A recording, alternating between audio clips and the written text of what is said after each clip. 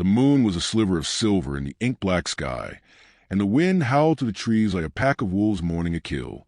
Annabelle Wade ran barefoot through the woods, thorns clawing at her legs, blood trailing behind her like a crimson ribbon unraveling in the dark.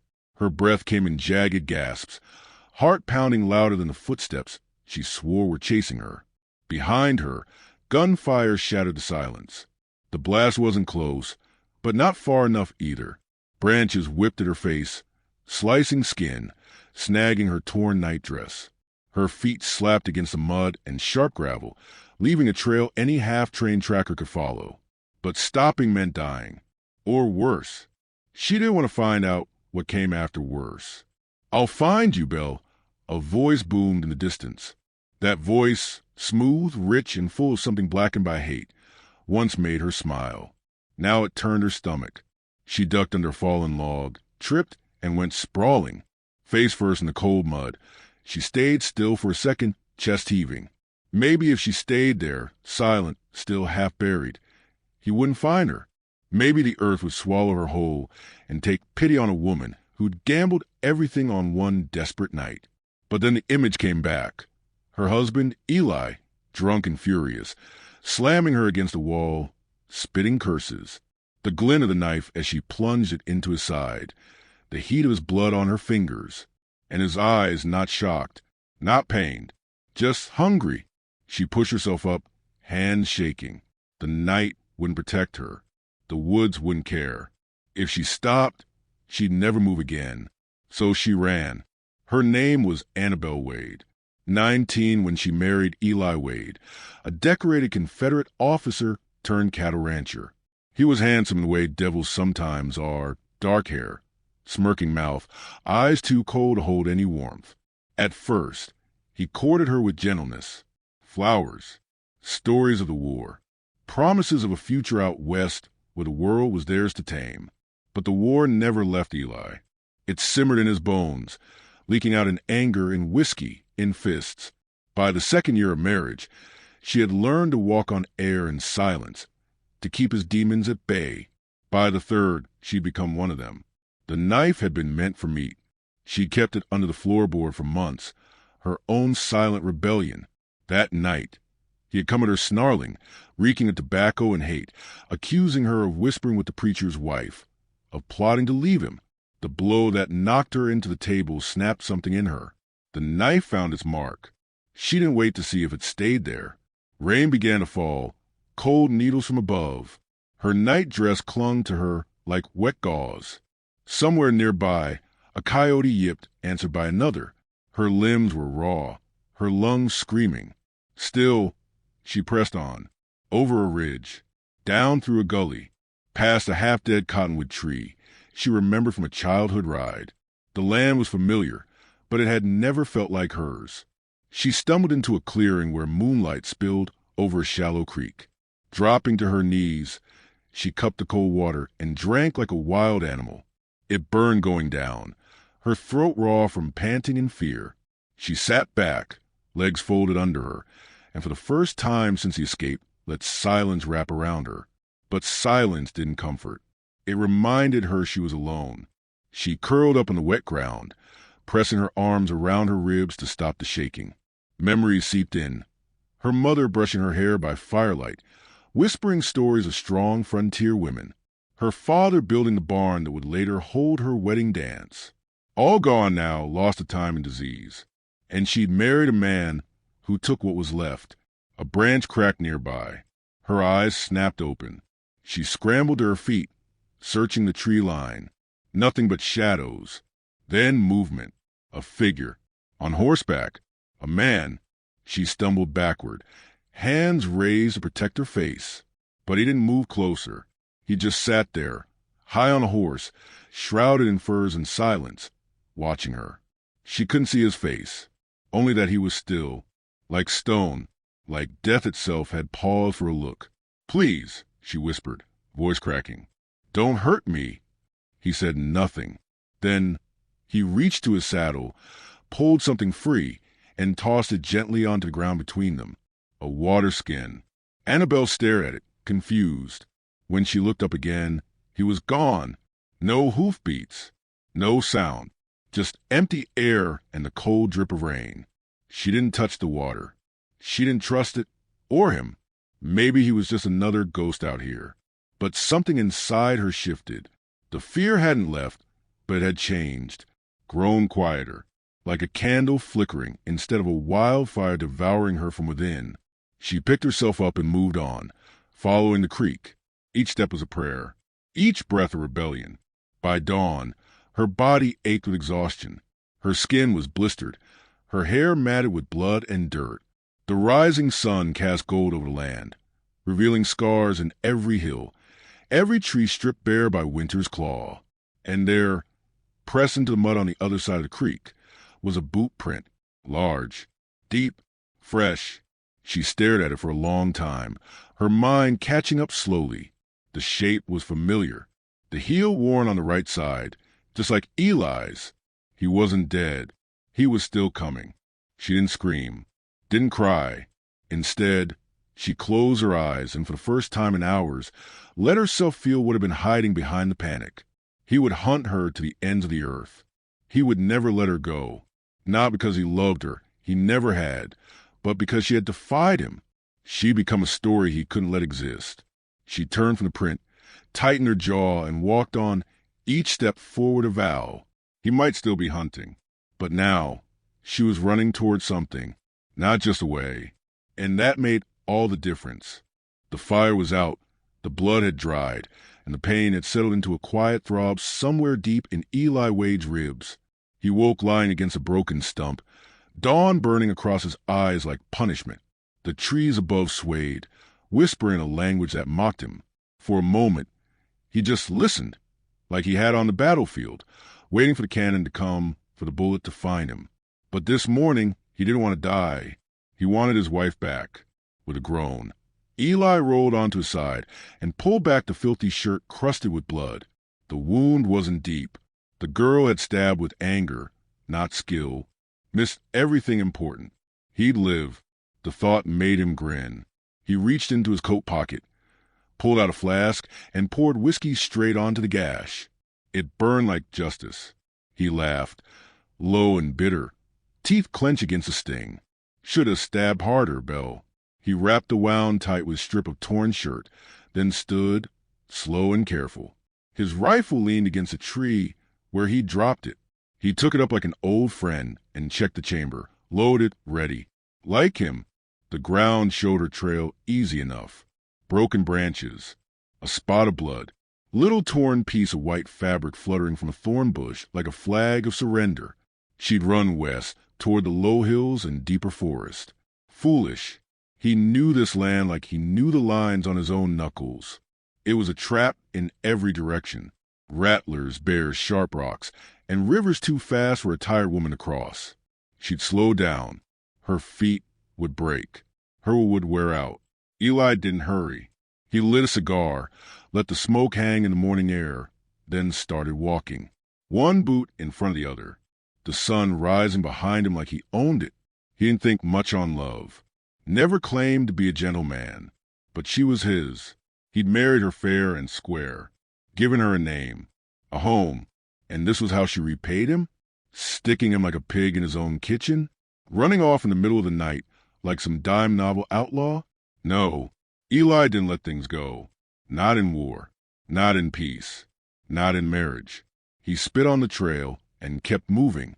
Annabelle was maybe 2 hours ahead. If she hadn't fallen, if she hadn't bled out somewhere already.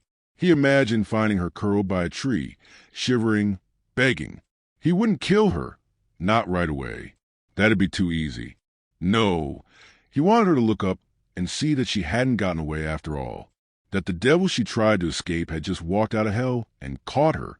He moved quiet, a shadow between trees, always listening. A rustle in the brush made him pause. Rifle up, just a rabbit. He smiled, relaxed, and kept going. As the sun rose higher, he found fresh signs. A print in soft mud. Small bear. Her foot. Blood where she'd stepped on something sharp. He crouched low, running a finger through the track, tasting the direction like a predator. He spoke to her, even if she couldn't hear. You ain't far, Belle. I feel you close. Bet you're tired. Bet you wish you never touched that knife. But we'll talk, you and me, once I catch up.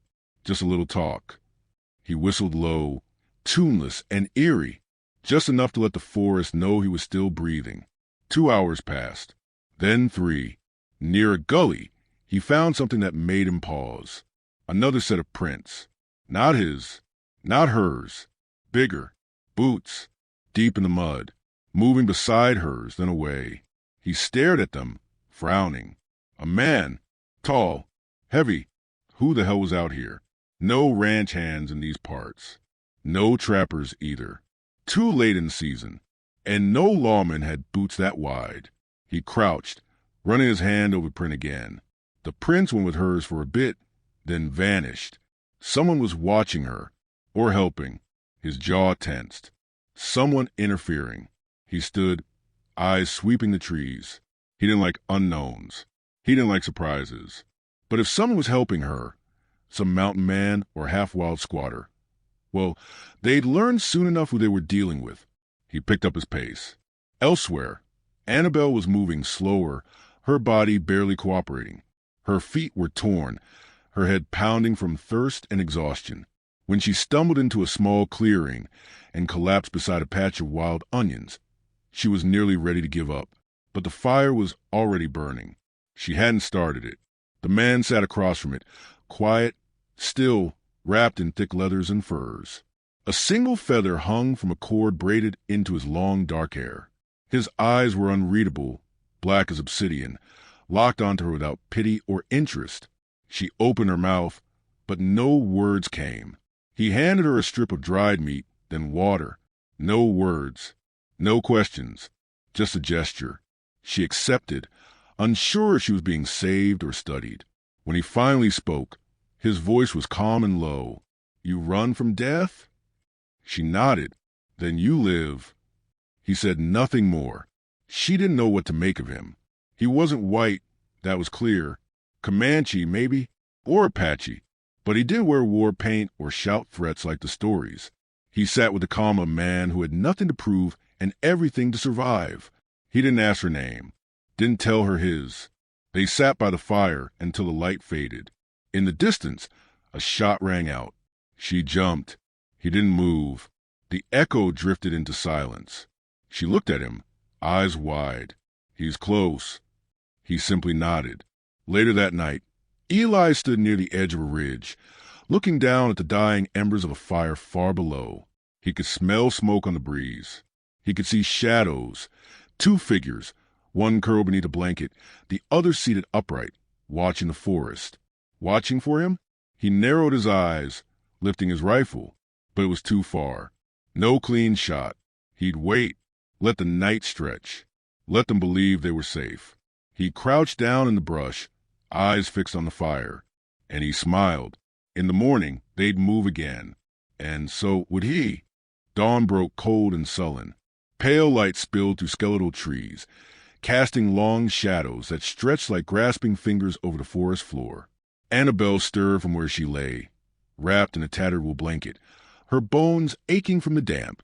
Smoke from last night's fire lingered in the air, mixing with the scent of pine and ash. She blinked against the light and turned her head. The Comanche warrior still sat upright, silent and still, like he hadn't moved all night. She studied him more carefully now. His face was carved from stone, high cheekbones, a jaw strong enough to carry silence like a shield. His eyes didn't flick to her, didn't betray curiosity or concern. He simply existed there, a part of the forest, as inevitable as the sunrise. A long knife hung from his belt. A rifle rested across his lap. She hadn't heard him sleep. She wasn't sure he did. Her voice cracked through the quiet. "Why are you helping me?" He didn't turn. "I saw fire, and a woman who could barely stand." That's not an answer. He finally looked at her. "Do you need one?" Annabelle didn't. Not really. The fire, the water, the meat. He could have taken her things, could have left her for dead. Instead, he sat there like a sentinel. She nodded and began wrapping her feet with strips of cloth torn from her dress. Her soles were blistered and raw, but there was no time to rest. Eli was still coming. Every heartbeat in her chest was a footstep closer. The warrior stood and offered her a hand. She took it. They traveled fast through the brush, her limping, him always a few steps ahead. He didn't ask questions, didn't lecture. He simply moved, and she followed. At times he'd stop and wait, watching the trail behind him, nostrils flaring like he could smell the danger approaching. He never told her his name, but in her head, she began calling him the warrior. Around midday, they reached a ridge that overlooked a thin canyon, carved long ago by a now-vanished river. The wind picked up, sharp and cutting, and somewhere in the distance, a crow cried.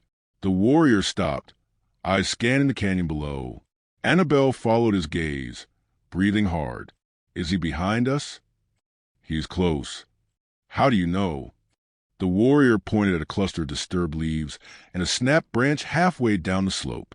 He watches, just out of sight. She swallowed hard. Eli doesn't stop. Then neither do we. They began descending the ridge, careful not to dislodge loose rocks.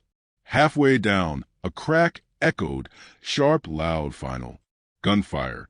The warrior spun, grabbed Annabelle, and shoved her to the ground behind a fallen log. Another shot whined past. She clutched the dirt, heart galloping. That's him. Yes. The warrior crawled to a better vantage point, raised his rifle, and fired once. A retort echoed back, missed. The shooter was hidden in the trees on the opposite side of the canyon. Then came silence. Annabelle lifted her head. Did you hit him? No.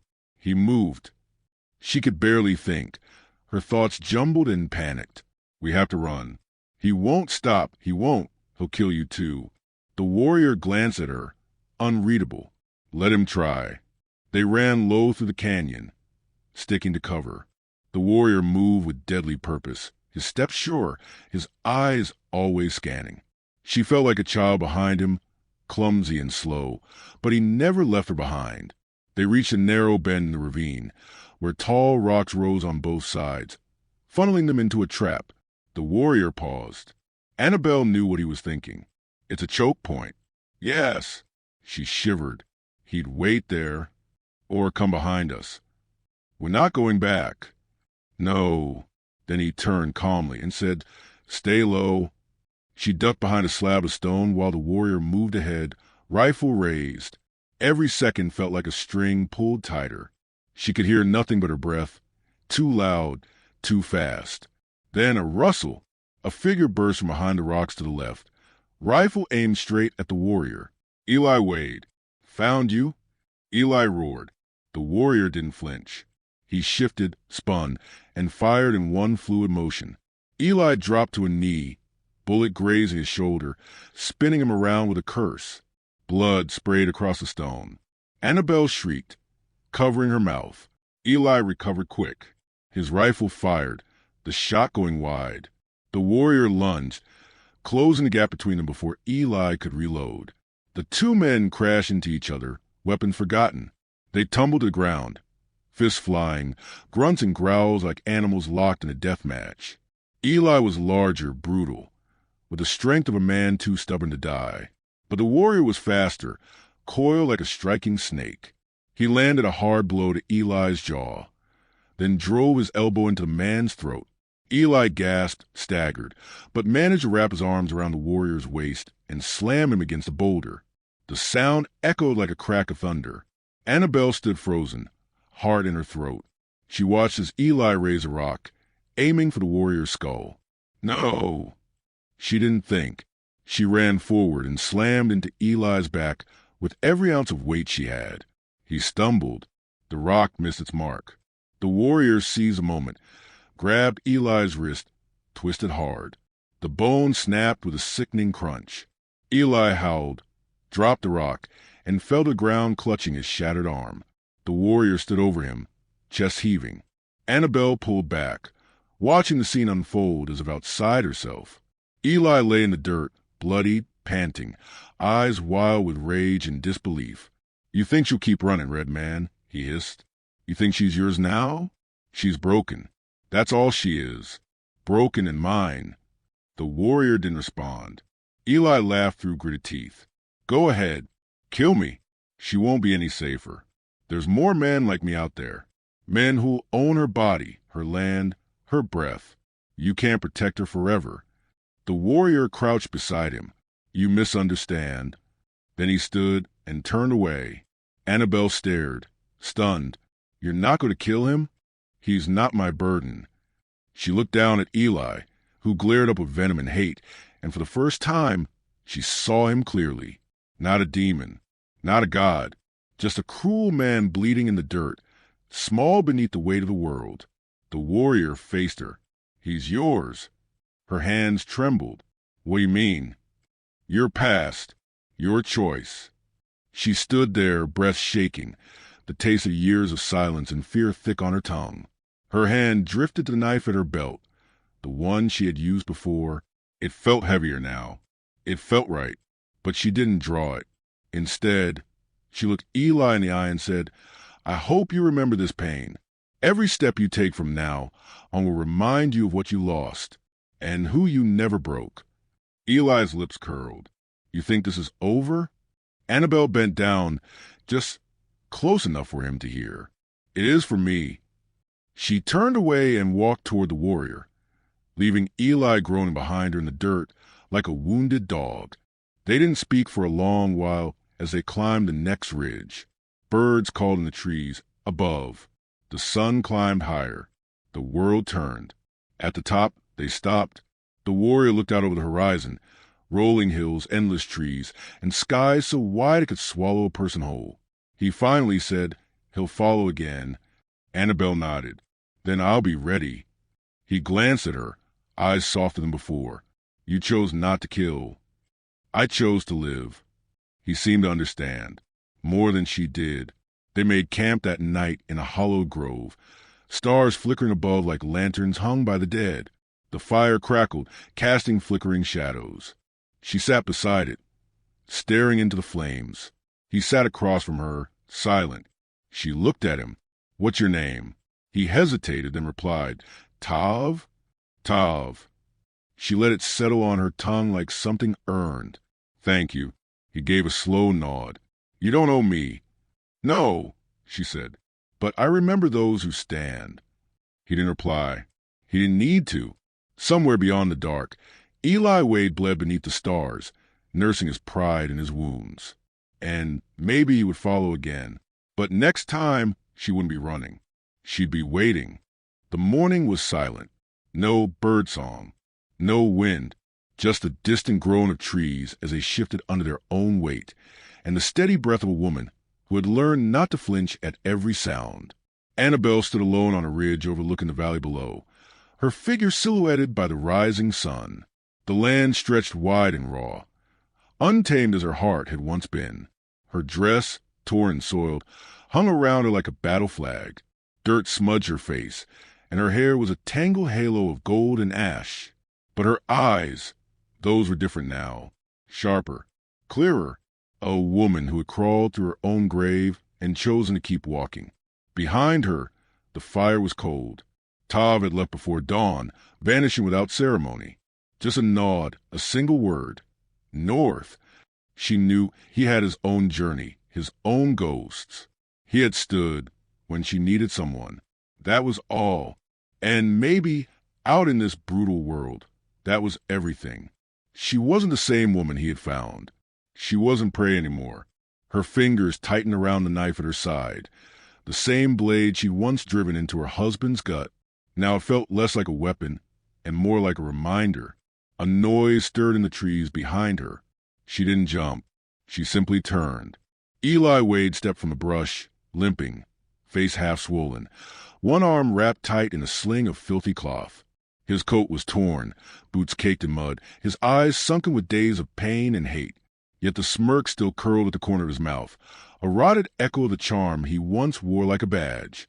Well, now, he rasped, voice low and cracked. Look at you, standing tall like a queen of dirt. Annabelle didn't move. Thought you'd bleed out by now. Almost did. He spit blood into grass.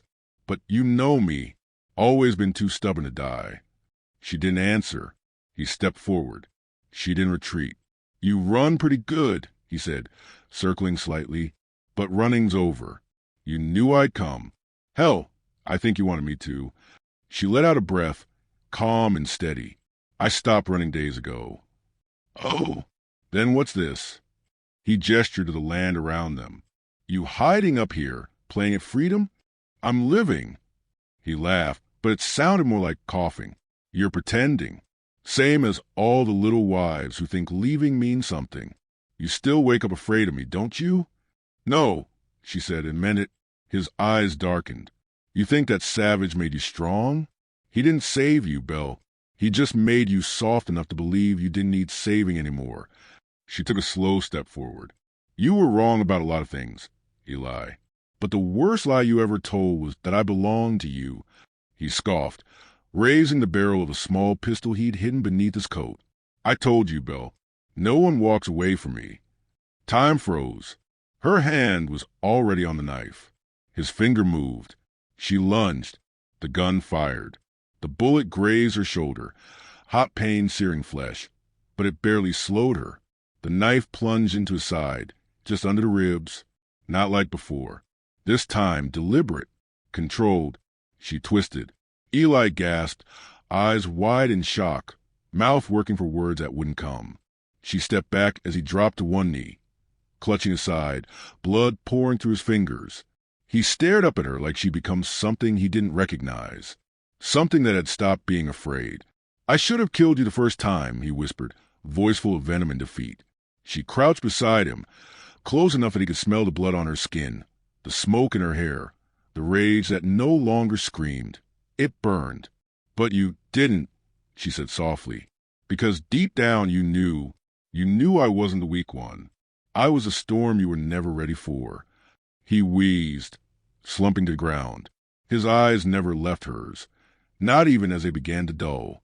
I gave you everything, he mumbled. No, she said. You tried to take everything, and failed. She stood as he lay still, the pistol falling from his hand.